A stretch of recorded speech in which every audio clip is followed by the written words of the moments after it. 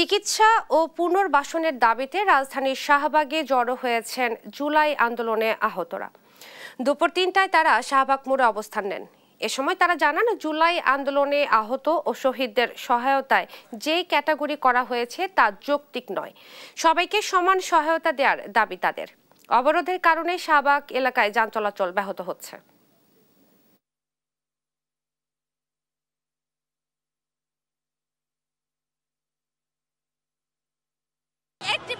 আহতরাই C ক্যাটাগরির মধ্যে, আমাদের সি ক্যাটাগরির জন্য কোনো সুযোগ সুবিধা রাখা হয়নি। আমরা কোনো ক্যাটাগরি চাই না। আজকে ৪-৫ মাস ধরে কোনো কাজ কাম করতে পারি না ভাই, কিন্তু এখনো সরকার আমাদের কি একটু দেখতেছে না? দর্শক, শাহবাগে রয়েছেন সহকর্মী হাসান মাহমুদ, সরাসরি যোগ দিচ্ছেন তিনি। হাসান, সড়ক অবরোধ নিয়ে জুলাই আন্দোলনে আহতরা কি বলছেন আসলে জানাবেন।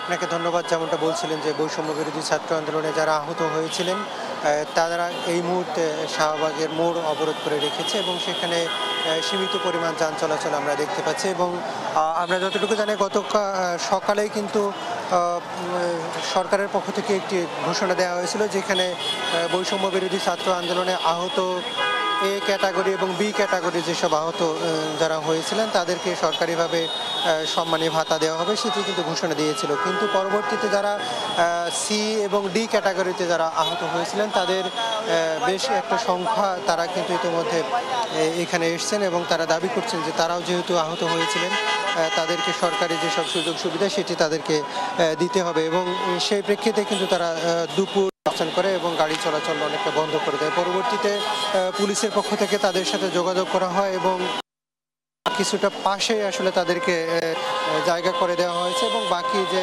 রাস্তার যে যান চলাচল সেটি অনেকটা ধীরে হলে অনেকটা স্বাভাবিক রয়েছে। তবে এখন পর্যন্ত আহত যারা রয়েছেন তারা যেটি বলছেন যে তাদেরকে আন্দোলনে আহত হওয়ার পরে আসলে তারা বিভিন্নভাবে বঞ্চিত হচ্ছেন এবং তাদেরকে সি এবং ডি ক্যাটাগরিতে দেওয়া হয়েছে এবং তাদেরকে যে পরিমাণ সহায়তা দেওয়ার দরকার, তারা চিকিৎসা সেবা সহ অন্যান্য যেসব সুবিধা পাওয়ার কথা ছিল সেগুলো তারা পাচ্ছেন না। আমরা দু একজন আহতের সাথে একটু কথা বলবার চেষ্টা করছি।